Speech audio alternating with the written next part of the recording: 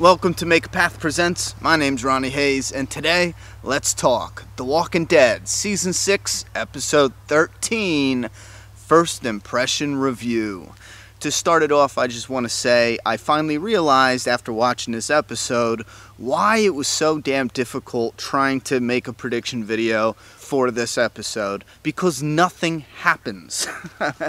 And by that, I don't mean it was a bad episode. If I was going to rate this one for a first impression, I would have to rate it somewhere around a mid-good. Now, that's not the highest. Even the great ratings have a low grade, mid-grade, high grade. And the reason I say a mid-good is because right now, I did enjoy the back and forth. I enjoyed the character development the most. However, I just kind of was surprised they stretched this character development over a full episode. Halfway through the episode, I started wondering if this was another budget problem where they said, okay, you know what, we got to cut back on some of the budget. This whole thing is going to take place in one spot. I mean, I can't really see them burning a lot of budget, on this particular episode. And then it's going to be a bottle episode, meaning most of the cast isn't even seen up until the very end. And I don't know how they pay to cast. I don't know how that breaks down when they're only on screen, in a few seconds in one episode. I don't know. But it felt like that. Now, with all that said, even though it was an odd choice for an episode, in my opinion, it stood out. With all the material and how fast it felt like they were getting to Negan, it just felt like it was plopped in there, again, because of budget. With that said, they got a few good things going for them. The actors, they cast somebody I think who does a very great job in a lot of things she has done, and in my opinion is a rather underrated actress, and that's Alicia Witt. She was in Justified. I keep bringing that up. I loved her in Justified, and she's in a handful of other projects that I thought her performances were really good. They got Melissa McBride obviously playing Carol, and she killed this role. Well, she's always killing her Carol role, pun intended, but this particular episode she crushed it. And I love when because she's a great actress. She's one of the best on the cast, in my opinion. And even in the really heartfelt moments, she brings that out through Carol. Even the simple lines, if she's just cracking a line saying, you don't want to see my principles or something like that, I thought that was humorous. Right up to the point where she's like, I told you to just run. You can sense that just heartbreak, This girl had a choice. She's just telling her, leave. And Carol's at a point, and I think this is a good point to amplify within these characters, and it's perfect. And that's why maybe in second viewing, I'm not going to be so harsh on it being out of place feeling. But I think this is the perfect time to amplify or to take a closer look at what's right and wrong in terms of killing, because our group just murdered a group in their sleep. And we're going to be talking about the Saviors and I Am Negan and that kind of stuff in another video that's coming. But right now I just want to say that I get the feeling that Rick did wipe out an entire community. I get that feeling now, especially now that we know the girl that was talking to Maggie, trying to say, where's your community? Give me something, whoop-de-whoop. It gave me the feeling that, they work for Negan, but they are their own little community, kind of like Alexandria. Given they're hurting a little more, they're struggling a little more, they don't have the best community type, but they're connected with different outposts and little other mini communities along the way, because it seemed like they called for backup, and it doesn't feel like they called for backup with people that were with them in that building, but close by, in my opinion. We're going to dive deep in the the afterthoughts video, but that girl revealed that her boyfriend got blown up when she was talking to Maggie, and that's the guy that Daryl blew up. Well, not the guy that was talking. I don't know which one was her boyfriend, but one of them got blown up. The girl stole, and we seen they cut off her pinky.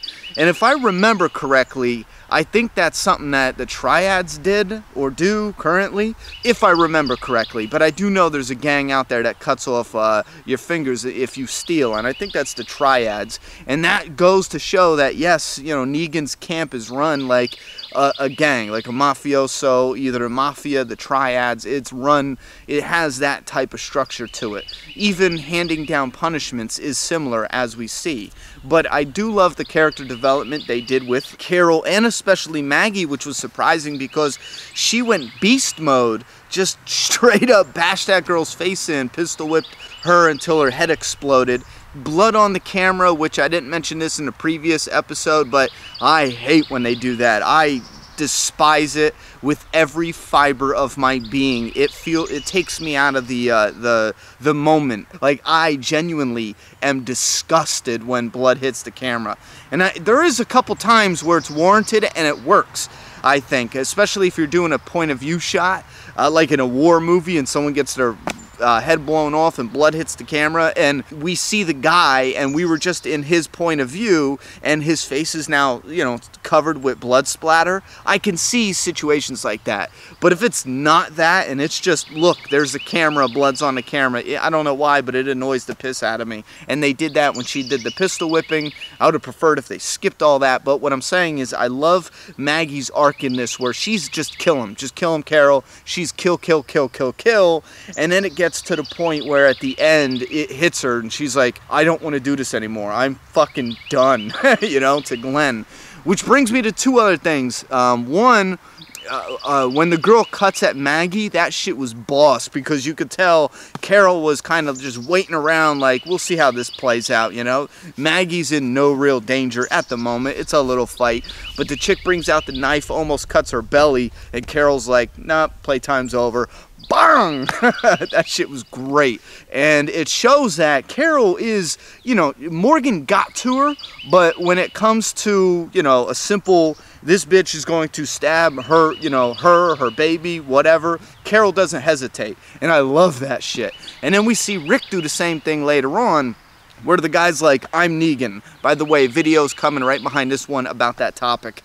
But he's like, I'm Negan, you dumbass. And Rick is just like, bam! He doesn't even hesitate.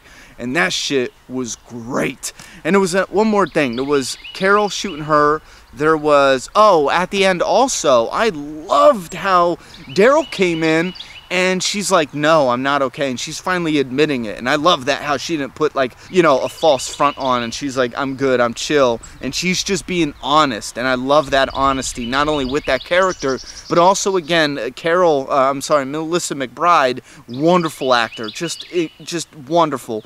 And just that little moment where she's like, I'm not okay. It was incredibly powerful. And then you have Daryl, even his hand on her chin. I love those little moments like that because they're close. They might not be screwing right now or in an intimate relationship, but it's the perfect scene for them too, because he loves her. He genuinely, at least I get that vibe, like that is his best friend and he loves her. It doesn't need to be sexual. If it turns sexual, okay, whatever.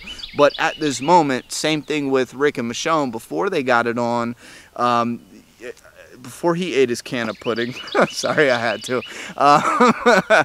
You know, it's same thing before that. He loves Carol, and when she's like, no, I'm not okay, and he gives her that hug, I think that was a very powerful moment between the two characters, and then for the audience as well.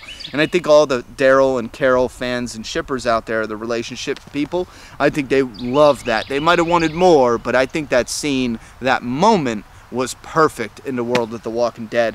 What else do we got?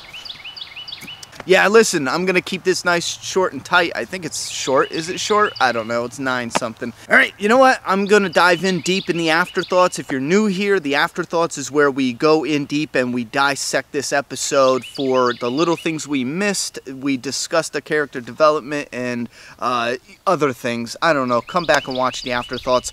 Also, there's an eye up here. If you're on your phone, your Android device, your iPhone, your laptop, whatever it is, any device, if you move your cursor over it, that bar will drop down up here and the eye will be up here. If you click on that, it'll drop down to my previous videos or some select videos that match the topic we're talking about. I put those in every single video, and that's why I don't do the boxes at the end of the videos. But I'm going to try to mix it up some because not everyone even knows about that eye at all. So pay attention to that eye, click that eye, it'll drop down right here.